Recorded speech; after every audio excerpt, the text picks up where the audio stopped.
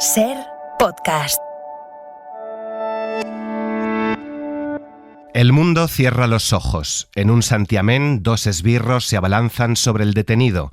En la radio, Concha Piquer se desgañita cantando Trinia. Trinia, mi Trinia, la de la puerta real, carita de Nazarena, con la Virgen Macarena, yo te tengo comparar, algo tu vida envenena. En la mira, que no me parece buena Trinia, mi Trinia, ay, mi Trinia. Víctor Muñoz, bienvenido a La Hora Extra. Hola, ¿qué tal? Encantado, bienvenido. Igualmente, Víctor acaba de publicar El Patio número 3 con Ediciones del Bufón, una editorial dedicada a las artes escénicas de la periferia, un libro que habla de España, de esta España nuestra, con verdugos, pasodobles y cencerros, un mal sueño, de esos que se te quedan atravesados. Un libro que salió de imprenta el 23 de junio de 2024, el mismo día que, 88 años antes, Franco escribiera una carta al presidente de la Segunda República. El ejército está molesto, advertía en ella. Lo que vino después aún sigue escrito en las cunetas de España. Víctor es profesor de secundaria y también alumno, porque creo que está matriculado en la Escuela Superior de Arte Dramático, ¿es así? Efectivamente. Es escritor, poeta, dramaturgo. El Patio número 3 está dedicado a la memoria de los que encerraron en ese patio y a sus familiares. Estamos en los tiempos de Queipo de Llano y te quiero preguntar en primer lugar, Víctor, ¿qué había sido el Patio número 3 con esos dibujos hasta el golpe y en qué se convirtió después? Pues desde el año 32, el edificio que alberga la sede de la Delegación de Orden Público era una escuela. La escuela normal, creo que se llamaba. Y cuando estalla el golpe se convierte al instante en una comisaría, la comisaría del Gran Poder, que es una calle céntrica de aquí de Sevilla. Y eso supone que las mismas clases se transforman inmediatamente en salas de tortura. Y ese es el punto de arranque de la obra. Tenemos a un detenido en una clase de fisiología, con la pizarra, con el típico esqueleto que está siendo torturado, con lo cual imagínate esa escena tan dramática, ¿no? que contrapone dos formas de entender el mundo. La educación que puede representar y representa, de hecho, las luces, el progreso, la razón frente a la tortura, que es la sinrazón, la locura, el atraso. Al final aquí lo que está es la famosa dicotomía entre civilización y barbarie, ¿no? ¿Qué queda hoy de aquello? ¿Hay algo que recuerde lo que supuso este patio, lo que allí pasó? ¿Has podido entrar? ¿Se puede entrar? Yo he intentado varias veces entrar. Aquello está cerrado a cal y canto. Tengo entendido que es una residencia jesuita.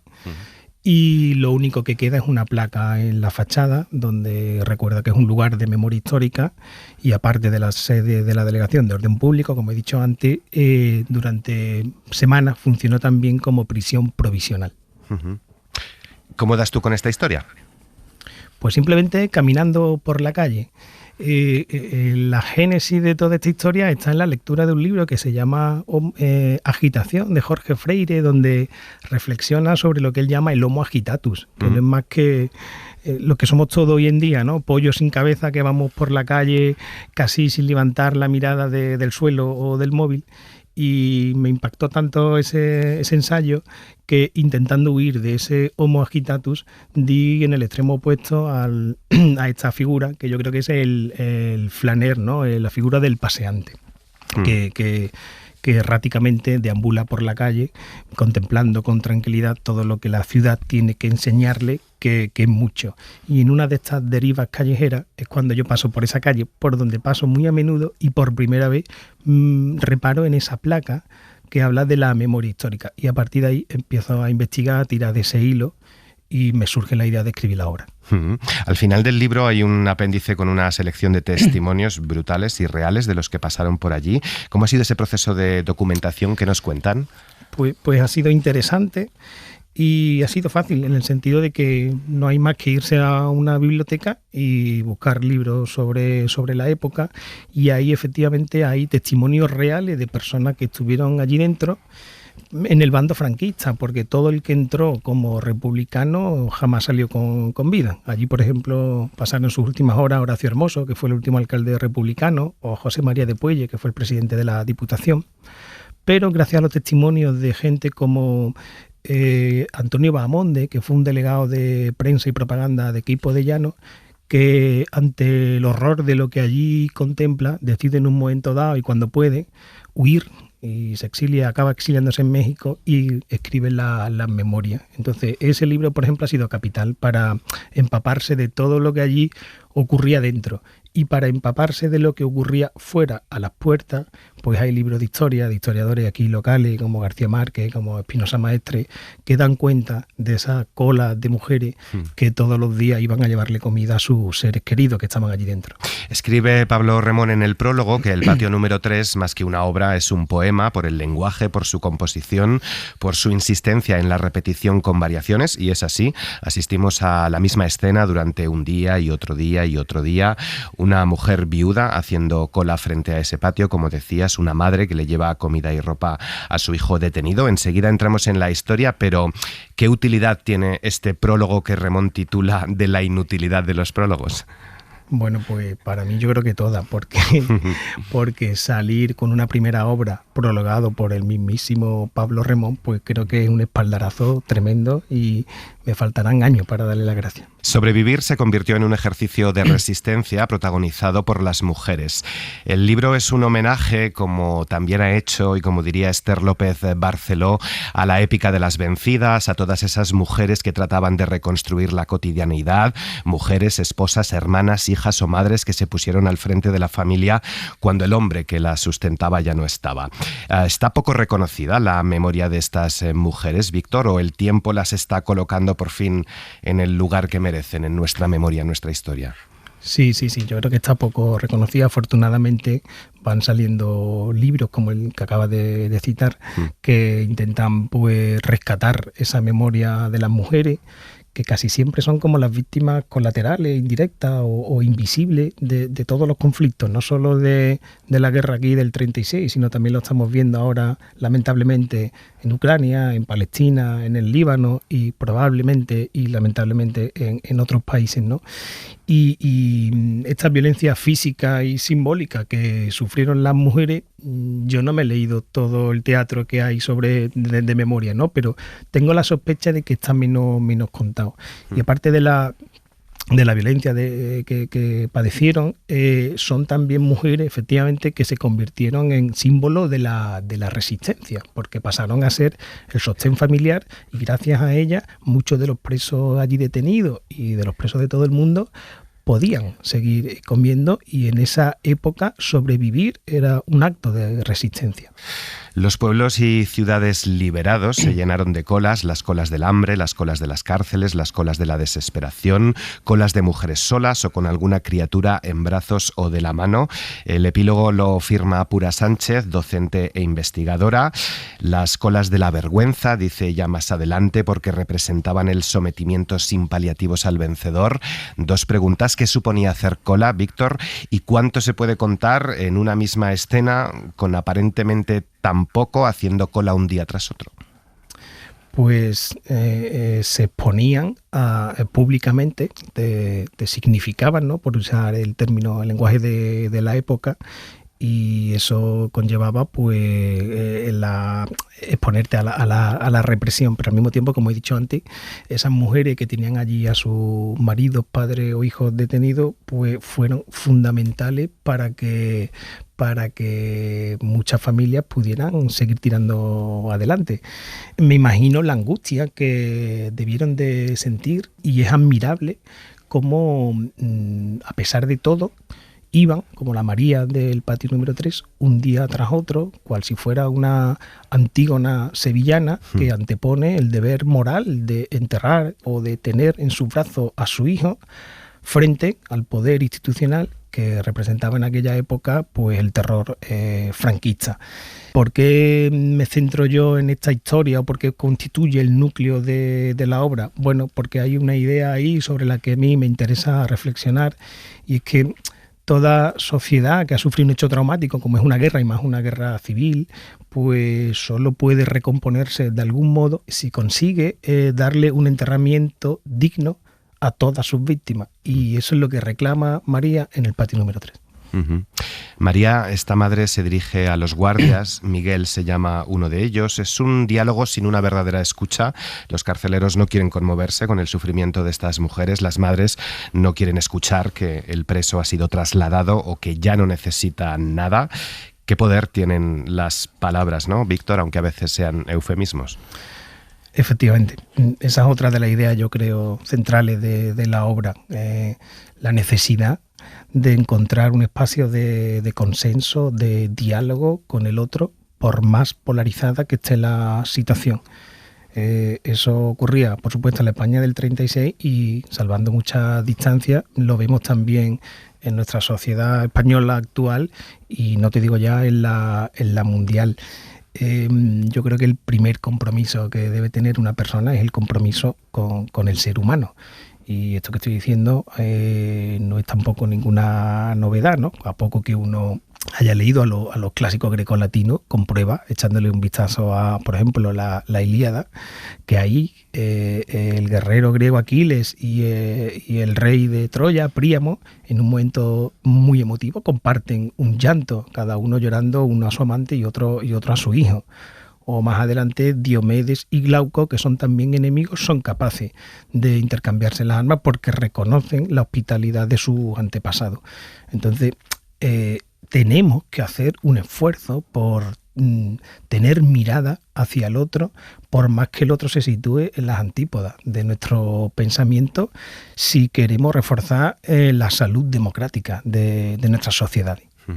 ¿Cómo has imaginado, cómo has construido esos diálogos, en qué te has basado y cómo has construido también el personaje de esta madre, de María, de qué inspiraciones bebe?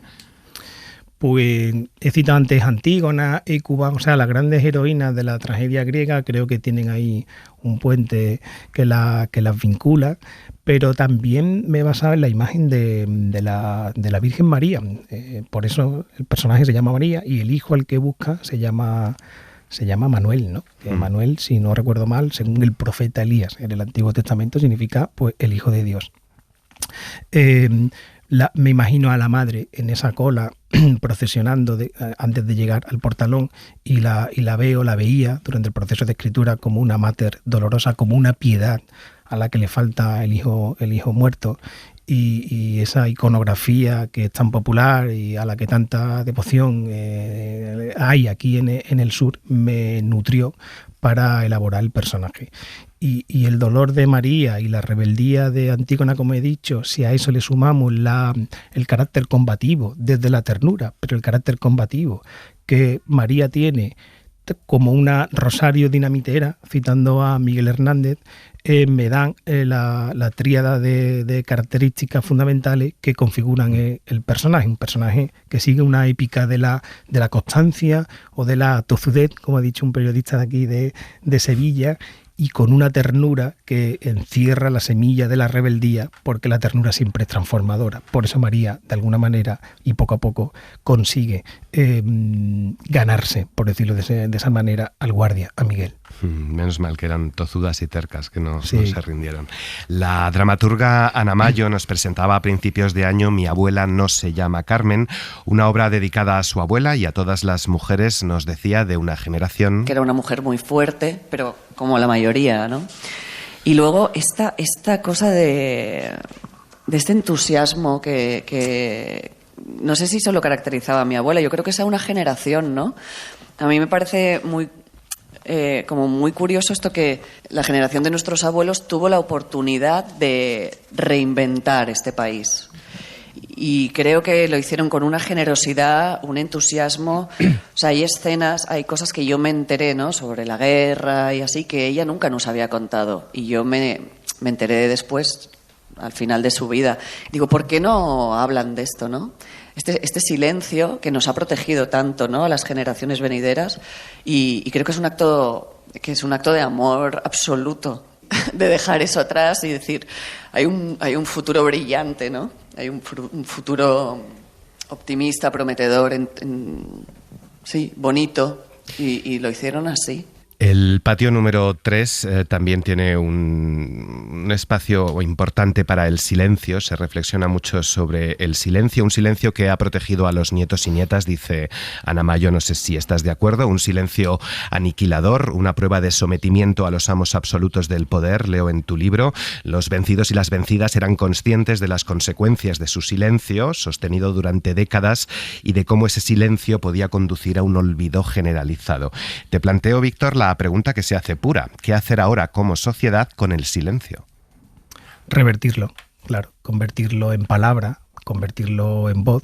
Entiendo que durante determinada época el silencio era el único mecanismo de supervivencia, pero ahora estamos en otra fase. Entonces ahora ese silencio hay que darle la vuelta como si fuera un calcetín, y bienvenidas sean todas las obras que le den voz y cuenten el sufrimiento y la heroicidad de todas estas mujeres. Que han sido silenciadas de manera doble. Primero por ser las perdedoras y segundo por su condición de mujeres, claro. Claro, pero como decías antes, se antoja complicado porque sigue habiendo mucha crispación o división en torno a este tema. Decía Andrés Trapiello hace unos días que los nietos de los vencidos pretenden ganar definitivamente esa guerra de hace 80 años. Esther López Barceló, y perdona que la mencione otra vez, le respondía: sí. Las nietas, Andrés, sobre todo las nietas, estamos haciendo justicia a las víctimas del fascismo patrio. ¿Por qué sigue este tema generando tanta división? ¿Son las leyes de concordia una forma de silenciar las leyes de memoria histórica? Bueno, pues ahí efectivamente, como tú apuntas, es un debate polémico que genera crispación. Yo creo que se puede hablar todo esto desde otro sitio, ¿no? Desde la tranquilidad, desde la calma, desde la ternura, y eso es lo que yo pretendo en la obra. Insisto que la idea que se defiende es la necesidad de darle un enterramiento digno a todas las víctimas. ¿Quién se puede oponer a eso? Porque eso genera crispación. Yo creo que eso no tiene ni pie ni cabeza. No son tiempos de equidistancias, dice el alférez. Decías al principio de esta entrevista que vamos como pollos sin cabeza. Te quería preguntar también si hemos vuelto un poco a esos tiempos de la equidistancia, porque en verano hablábamos con María Garralón, que ha interpretado este verano a Hécuba en Mérida, una madre que, como tú, María, pues le han asesinado a sus hijos. Lo estamos viendo en Gaza y aquí no pasa nada, se lamentaba María Garralón. Nos decía también la dramaturga Marta Pazos hace unas semanas que el mundo va tan rápido y que tenemos una costa tan grande que ya nada nos afecta, ni la guerra, ni la violencia. ¿Estás de acuerdo? Sí. De ahí la necesidad de parar y la necesidad de mirar y la necesidad de no hacer, porque si no seguimos arrastrados por esta bola que nos consume, ¿no? Entonces, sin parar a reflexionar es imposible que se pueda avanzar. En unos días se va a estrenar 1936, una obra sobre el golpe, escrita por Juan Mayorga, Juan Cabestany, Andrés Lima y Albert Boronat. El patio número 3, dice Pablo Remón, ojalá pronto encuentre actores que la encarnen y un teatro que la acoja. Entiendo que te encantaría, no sé si hay algún plan de llevarla a un escenario, ¿es complicado? Lo hay. Ah, lo hay. Se ha interesado por el texto y están dispuestos a montarlo. La actriz, dramaturga y productora Carmen Ruiz Mingorance, y me consta que lo va a dirigir Miguel Cegarra. Uh-huh. Y hay ya unas primeras reuniones y espero que pronto pueda estar en las tablas, ¿no? ¿Qué tal la cultura desde la periferia? Con estos dos grandes focos, sobre todo, que tenemos y que lo absorben todo, en las grandes ciudades, Madrid y Barcelona. Pues aquí estamos intentando reivindicarnos, porque es cierto que exige que existe una dramaturgia andaluza emergente a la cual pertenezco, que está instalada en la periferia, en Sevilla, pero también en sus pueblos, y hay una serie de voces que pronto, espero, van a salir a la palestra. Y es una maravilla que existan editoriales que también trabajan este concepto de la periferia, como la de Ediciones del Bufón, que no solo cuidan a las mil maravillas el texto y a los autores, sino que es digno de elogio que en los tiempos que corren han fundado una editorial, además una editorial exclusiva de teatro, y además que le den voz a autores completamente desconocidos como yo y como algunos más que vendrán detrás, ¿no? Entonces, para quitarse el cráneo, la actitud y la valentía de la editora Mercedes Martínez y de Raúl Cortés, porque esta plataforma que supone su editorial le da voz a la periferia, una periferia que es fundamentalmente geográfica y a veces también pues ideológica, ¿no? Una última pregunta. En 2023 se publicaron 759 títulos de poesía y teatro, un 2% más que en 2022, pero muy poco frente a los, por ejemplo, casi 2.000 cómics o más de 10.000 novelas que se publican cada año en España. ¿Por qué leemos tan poca poesía y literatura dramática? Y tú, que eres profesor, ¿cómo fomentarla, sobre todo entre los más jóvenes? Pues curioso, porque en clase el texto que mejor funciona es el dramático. Yo cuando voy a clase y llevo un texto narrativo y pregunto, bueno, venga, ¿quién quiere leer? Todo el mundo agacha la cabeza. Cuando llevo un poema, ya es que hunden la cabeza en el suelo. Y si llevo un texto dramático, entonces se pegan por querer leer. O sea que en los institutos el teatro funciona a las mil maravillas. Habrá que estudiar qué pasa para que luego, unos años más tarde, ya no haya tantos lectores de teatro. Pero el instituto es el género que mejor funciona, sin duda alguna. El día que nací yo, este planeta reinaría. Por donde quiera que voy, quemar la estrella me guía. En una radio próxima alumbra la voz de Imperio Argentina. Víctor Muñoz, hay que haberlo vivido para comprender este suplicio. Muchísimas gracias por haber estado en La Hora Extra. Muchas gracias a ti, Dani.